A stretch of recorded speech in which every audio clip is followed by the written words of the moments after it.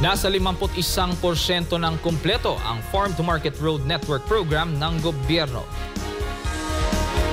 Ito ay sa loob pa lang na 1.5 taon sa panunungkulan ng Administrasyong Marcos. Sinabi ni PBBM na nasa mahigit 130,000 kilometers ang target ng gobyerno sa loob ng 6 na taon hanggang 2028. Mula sa nabanggit na figura, nakapagpatayo na ang gobyerno ng halos 70,000 kilometro ng farm-to-market road projects o 51% na ang natapos ng pamahalaan. Tiniyak naman ni PBBM na sa mamamayang Pilipino na magpapatuloy ang administrasyon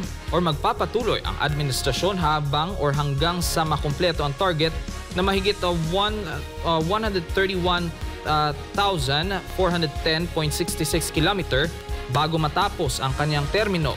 Pahayag pa ng Pangulo, tuloy-tuloy din ang pagtatayo ng mga infrastruktura sa ilalim ng Build Better More.